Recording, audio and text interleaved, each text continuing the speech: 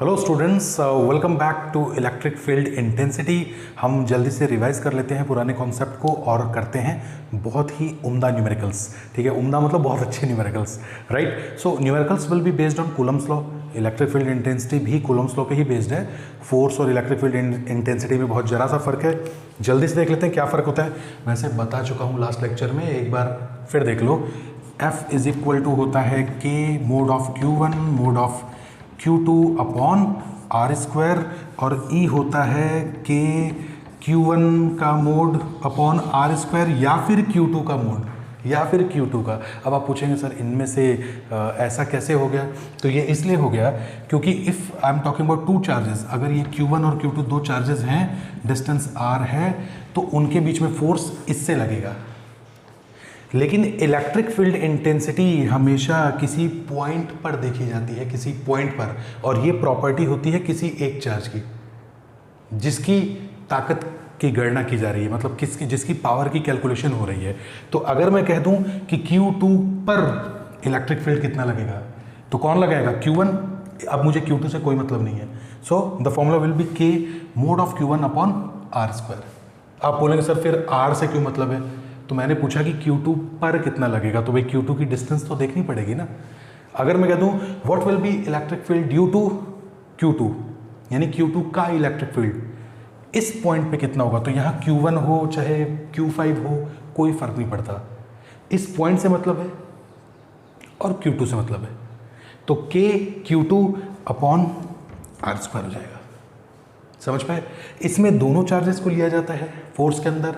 Electric field में सिर्फ एक चार्ज को लिया जाता है जिसके इलेक्ट्रिक फील्ड की कैलकुलेशन की जा रही है। समझ गए? तो जो दूसरा चार्ज है उसे टेस्ट चार्ज बताया जाता है। टेस्ट चार्ज का कॉन्सेप्ट बता चुका हूँ।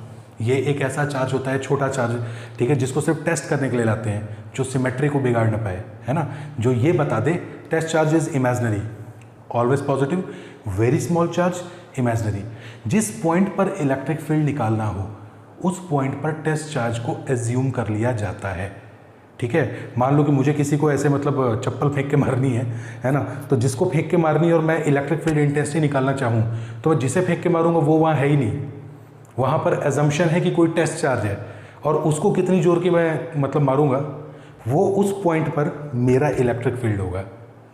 समझ पाए? जैसे मेरा इलेक्ट्रिक फील्ड 3 मीटर डिस्टेंस पर देखना है, तो 3 मीटर पर चाहे ग्रेट खली खड़ा है, कोई फर्क नहीं पड़ता। मैं वो छोटे से टेस्ट चार्ज को लाऊंगा और मैं उसको फेंक के मारूंगा। उसको जितनी जोर से लगी, जितना फोर्स उस पर लगा, वो उस पॉइंट पर मेरा इलेक्ट्रिक फील्ड होगा। So I am the source charge. Clear हुआ? एक न्यूमेरिकल से बता दूंगा, सब समझ में आ जाएगा। Don't worry about this. ठीक है, तो ये अपना बेसिक हो गया। इसकी डेफिनेशन वगैरह देखनी हो तो पिछले लेक्चर को देख लेना। ऑलराइट बच्चों, तो चलिए शुरुआत करते हैं एक न्यूमेरिकल से। अच्छा, ये ध्यान रखना भी, पॉइंट चार्ज की वजह से इलेक्ट्रिक फील्ड होता है KQ अपॉन आर स्क्वायर। दोनों ही केसेस में ग्राफ अगर बनाने हैं तो ग्राफ कैसा बनेगा? देखो बच्चों, ये दोनों कांस्टेंट है। अगर मैं कह दूं कि F और R में ग्राफ कैसा बनेगा, वैसा ही E और R में। ये बहुत हद तक सेम है, बहुत हद तक सेम। मैं कहूँगा लो इनमें ग्राफ बताओ कैसा बनेगा। देखो बच्चों, जब भी y inversely proportional to X square होता है, देखो यहाँ पे क्या है, यहाँ पे हो जाएगा, इस वाले के अंदर हो जाएगा f inversely proportional to R square, और इस वाले में हो जाएगा, देखो यहाँ साइड में लिख रहा हूँ, है ना, अपने पास स्मार्ट बोर्ड नहीं है तो इसी में एडजस्ट करो, e inversely proportional to R square. तो E और R और F और R में ध्यान से देखा जाए तो यहाँ पे बनेगा हमारे पास हाइपरबोला, अति परवलय। तो इस तरह का ग्राफ बनता है।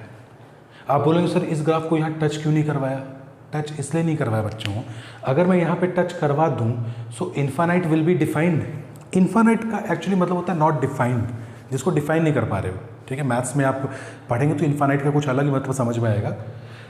अगर इसको मुझे जीरो करना है, यहाँ ध्यान देना, अगर मुझे इसको जीरो करना है, आर को आर जीरो करना है, तो बच्चों जरा सोचना यार, सोचो कि ये जीरो होगा तो ये ऑटोमेटिक इन्फानाइट नहीं हो जाएगा। 1/0 का मतलब नॉट डिफाइंड। तो अगर मैं इसको यहाँ मिला दूं तो आर, देखो इस पॉइंट पर जैसे ये लाइन यहाँ मिली, इस पॉइंट पर आर तो जीरो हो गया ना। जैसे ही आर जीरो तो ई इन्फानाइट होना चाहिए, नॉट डिफाइंड। लेकिन जब चीज़ डिफाइंड नहीं है तो तुमने इसको मिलाकर डिफाइन कैसे कर दिया? इसलिए हम इसे डिफाइन नहीं कर रहे हैं। उसी तरह से अगर मैं f जो ऊपर है इसको 0 करना हो तो मुझे r पे आना पड़ेगा। मैं अगर यहाँ लिख दूँ, ये लो मिला दिया, इस पॉइंट को यहाँ मिला दूँ, अरे f जो है ना वो 0 होगा तो r इन्फानाइट हो जाएगा, क्योंकि ये 0 है तो 1/0 r को यहाँ ले जाओ ना, f को यहाँ ले जाओ, इन्फानाइट। मतलब यहाँ पे टच कराते ही दूसरी चीज़ डिफाइन हो जाएगी, जबकि हो नहीं सकता।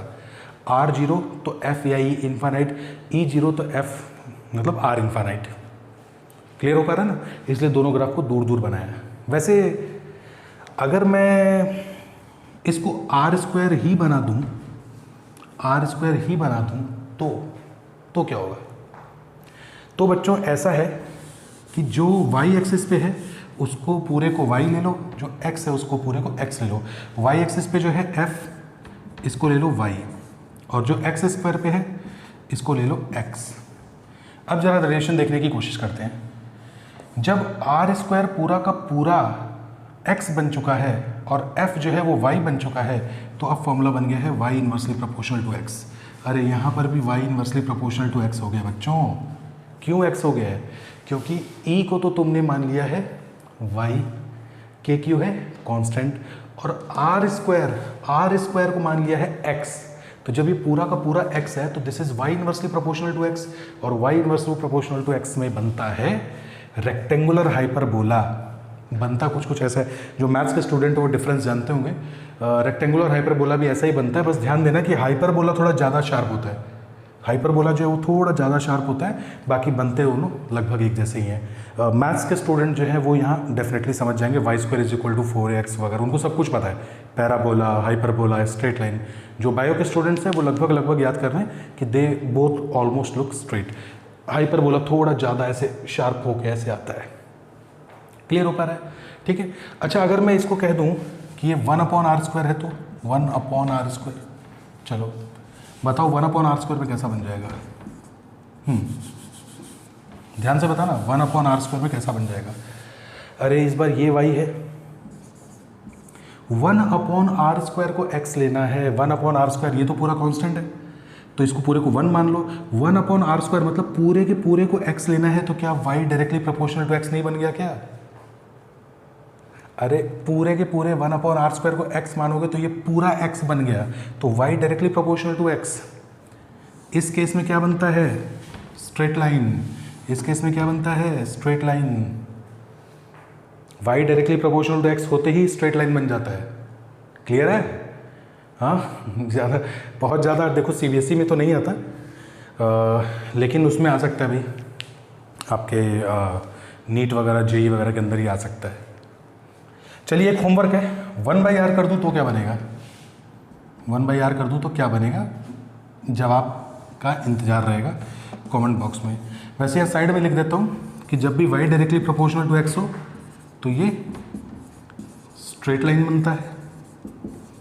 ठीक है, y directly proportional to x² हो तो पैराबोला बनता है। ठीक है, पैराबोला मतलब ये कौन सा? इस तरह वाला पैराबोला। ठीक है। अच्छा, y² directly proportional to x कर दूं तो फिर से पैराबोला बनता है, लेकिन इस बार बनता है दूसरे तरह वाला, ये वाला। ठीक है। अच्छा, y inversely proportional to x हो, यहाँ लिख लेना बच्चों, y inversely proportional to x हो तो बनता है रेक्टेंगुलर हाइपरबोला, आयताकार अतिपरवलय, रेक्टेंगुलर हाइपरबोला। रेक्टेंगुलर हाइपरबोला कैसे बनता है? ऐसे, ये y है, ये x है, रेक्टेंगुलर हाइपरबोला। अगर y inversely proportional to x² आ जाए तो बनता है हाइपरबोला, और ये भी लगभग ऐसा ही बनता है, थोड़ा सा ज़्यादा शार्प होता है, ऐसे लगभग एक जैसे बनते हैं। तो इसको नोट कर लो, कोई बहुत बड़ी भारी भरकम चीज़ नहीं है, बहुत आसान सी चीज़ पढ़ा रहा हूँ। बोर्ड पर क्या है बच्चों, बार बार मिटाने में ना बड़ी दिक्कत आती है ना, तो इसलिए बोर्ड वर्क थोड़ा सा इस तरह का है, बट कोई बात नहीं, तुम एडजस्ट कर लोगे। चलो अब हम पढ़ते हैं कुछ ज़बरदस्त न्यूमेरिकल्स, कुछ बहुत ज़बरदस्त न्यूमेरिकल्स है ना। ज़बरदस्त मतलब ज़्यादा टफ नहीं, ज़बरदस्त मतलब आसान ही होंगे, पर उनको हमें पढ़ना है। तो क्या करना पड़ेगा? हमें करना पड़ेगा, शुरुआत करनी पड़ेगी एक बहुत साधारण से क्वेश्चन से। ठीक है, अब इसको कहाँ फेंकेंगे? इधर फेंकेंगे। साधारण सा क्वेश्चन ये है कि ये चार्ज है हमारे पास प्लस क्यू, ये है -3q और डिस्टेंस है r, ठीक है। ये डायरेक्शन आई कैप है, ये माइनस आई कैप है, ठीक है। जिस पॉइंट पे प्लस क्यू को रखा है उस पॉइंट का नाम है A, और जिस पॉइंट पे माइनस क्यू को रखा है उस पॉइंट का नाम है B। So what will be electric field eight A? ध्यान से देखना बच्चों, मैंने A पर इलेक्ट्रिक फील्ड बोला है, तो जिस पॉइंट पर इलेक्ट्रिक फील्ड बोला है उस पॉइंट पे कुछ भी हो फर्क नहीं पड़ता, कोई फर्क नहीं पड़ता, डजंट मैटर। यहां पे अपने मानेंगे टेस्ट चार्ज, जो कि हमेशा प्लस क्यू नॉट होता है, ठीक है। अब आप बोलो सर आपने इलेक्ट्रिक फील्ड एट ए पूछा है, पर आपने ये तो बताया नहीं कि किसकी वजह से, है ना। ये तो मैंने नहीं बताया किसकी वजह से, पर एक बात बताओ, इसके आसपास कोई और चार्ज नजर आ रहा है क्या? तुम कमरे में खड़े हो, तुम्हारे बगल में एक आदमी खड़ा है, मैं कह रहा हूँ तुमको कोई गोली मारने वाला है, तो तुम पूछो सर कौन मारने वाला है? अबे जो बगल में खड़ा है वही मारने वाला है ना, और तो कोई है नहीं। तो इस पर इलेक्ट्रिक फील्ड लगाएगा कौन? यही तो लगाएगा। तो मैं इलेक्ट्रिक फील्ड एट ए को ये भी बोल सकता हूँ, electric field at Q due to -3q, ठीक है। तो ये और ज़्यादा स्पेसिफाई कर दिया, electric field at Q due to -3q। तो इलेक्ट्रिक फील्ड एट क्यू, तो क्यू पर कुछ भी हो अपने को कोई मतलब नहीं है, इस पर इलेक्ट्रिक फील्ड निकालना है इसकी वजह से। तो ये जैसे ही सबसे पहले तो इस पे निकालना है, तो इसको तो लेना ही नहीं, सिर्फ इसकी बात करेंगे, तो आंसर आ जाएगा कि -3q अपॉन r²। और ऐसा लिखते ही एग्जामिनर साहब 2 जूता मारेंगे आपको। क्यों? अरे कूलम्स लॉ है भाई, ये भी कूलम्स लॉ है, मैग्नीट्यूड माइनस से मतलब नहीं है, प्लस आएगा, प्लस k3q अपॉन r²। इस पर क्या है पता नहीं, फर्क भी नहीं पड़ता, ठीक है। डायरेक्शन क्या होगी बच्चों? डायरेक्शन सोच कर बताओ, डायरेक्शन क्या होगी? What will B direction? ये -3q इस पॉइंट पे आंख बंद करके क्या मान के चल रहा है? Test charge. तो भले ही यहाँ पे प्लस क्यू हो, इसको दिख रहा है plus Q naught, test charge, और माइनस इस प्लस को अपनी तरफ खींचेगा, माइनस इस प्लस को। ये टेस्ट चार्ज कुछ नहीं करता, जो होता है इसके साथ होता है, ठीक है, ये खुद कुछ नहीं करेगा। तो इसको माइनस वाला किधर खींचेगा? अपनी तरफ, and this direction is I cap, so you will write I cap. आ गया? वापस इसको प्लस क्यू नॉट कर दो, पता लगा कि इसको हटा दिया, ये आ गया। अगर मैं आपसे पूछूं what will be electric field at point B पर इलेक्ट्रिक फील्ड बताओ, मतलब -3q पर, इसकी वजह से बताओ, इसकी वजह से, इस पर electric field intensity at this point. Electric field intensity is always at any point, always at any point, है ना। और जिस पॉइंट पर है, जिस पॉइंट पर इलेक्ट्रिक फील्ड इंटेंसिटी निकालनी है, उस पॉइंट पर कुछ भी हो फर्क नहीं पड़ता, हमें तो टेस्ट चार्ज मानना है बस, और वो भी उसको लिखना नहीं है, सिर्फ डायरेक्शन माननी है। तो बी पॉइंट पर क्यू ने देखा -3q को? नहीं, बिल्कुल नहीं। इलेक्ट्रिक फील्ड एट बी या electric field at -3q due to Q या इलेक्ट्रिक फील्ड ऑफ क्यू, एक ही बात है। मैंने इसको झापड़ मारा, इसके द्वारा मेरे हाथों खाए गए झापड़। आई एम बीटिंग समवन, या तो ये बोल दूं, या how much a person was beaten by me, दोनों बात तो एक ही है ना। तो मैं अगर आपसे कहूं electric field of Q at this point, same है। Electric field at this point due to Q, same है। और electric field at this point भी सेम है। क्यों? क्योंकि इस पर आसपास यही है ना। अरे 2 होते तो मुझे बताना पड़ता कि ये इसकी वजह से, इसकी वजह से। I hope you are getting my point. तो सिर्फ इसकी वजह से इसने इसको देखा और इसे दिखा -3q नहीं, इसको दिखा +q0। तुरंत इसने फॉर्मूला लिखा अपना, क्योंकि kq अपॉन r²। अरे इस पॉइंट की डिस्टेंस तो आ रही है, तो kq अपॉन r²। q ने -3q को अट्रैक्ट किया, बिल्कुल गलत जवाब। जब इसे प्लस क्यू नॉट दिख रहा है ना टेस्ट चार्ज, तो इस क्यू ने इस प्लस को plus and plus mutually attract और रिपल, ध्यान से बताना इस बात को, इस प्लस ने इस प्लस को देखा और दूर धक्का दे दिया। अरे प्लस प्लस को दूर ही धक्का देता है ना, ठीक है। तो रिपल्शन, तो इसने इसको इधर फेंका, तो this direction is I cap, so it is again I cap, it is again I cap, ठीक है। अब इसको हटा दो। इसका इलेक्ट्रिक फील्ड देखना है तो K Q upon R square, इसका देखना है तो K into 3q upon R square, और डायरेक्शन देखनी है तो जिस पॉइंट पर इलेक्ट्रिक फील्ड निकालना है उस पॉइंट पे टेस्ट चार्ज मान लो which is positive. So guys if I write relation between E and B, अगर आपसे कोई पूछ दे, नीट में आ चुका है क्वेश्चन भैया, इसके जैसा ही क्वेश्चन आया है तो ध्यान रखना। मैं आपसे कहता हूँ relation between E A and E B, NEET में ये दिया था कि इसको पूरे को नाम दे दिया था ई, इस पूरे फील्ड को। तो अगर ये ई है और ये ई बी है तो ध्यान से देखो कि इस 3 का फर्क पड़ रहा है। अगर 3 को मैं डिवाइड में ले आ दूँ, अगर 3 को डिवाइड में ले आ दूँ तो K Q upon R square I cap ही तो बचेगा, that is E B. E B क्या है? K Q upon R square I cap. तो 3 को छोड़ दो तो K Q upon R square I cap को तो मैं ई बी लिख सकता हूँ। तो क्या मैं लिख सकता हूँ 3EB is actually E A, E A is equal to 3 के अलावा सारा कुछ ई बी है। और अगर ये भी नहीं समझ रहे हो तो बहुत मुश्किल है बच्चे, मेहनत करनी पड़ेगी।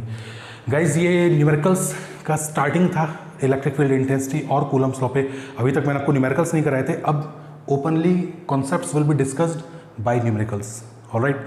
तो ये मेरा फर्स्ट पॉइंट है। यहाँ पे न्यूमेरिकल्स मैंने बहुत बेसिक से बताए हैं, लेक्चर की लेंथ छोटी रख रहा हूँ, अपलोड करने में आसानी होगी, है ना। नेक्स्ट लेक्चर में मैं फिर से फोर्स और इलेक्ट्रिक फील्ड के एक साथ न्यूमेरिकल कराऊंगा। We will be solving very good numericals based on charges at triangle, charges at rectangle, charges at hexagon. अरे बड़े बड़े सरफेस बना के दे देते ना, ये खूब सारे चार्जेस है ना, कि ये सब चार्जेस है, बताओ इस पॉइंट पर इलेक्ट्रिक फील्ड इंटेंसिटी कितना होगा या इस पॉइंट पर कितना होगा, उसके क्वेश्चंस हम लोग करने जा रहे हैं। तो नेक्स्ट लेक्चर मिस नहीं करना, इसको बहुत अच्छे से पढ़ना। मिलते हैं अगले लेक्चर में, थैंक यू।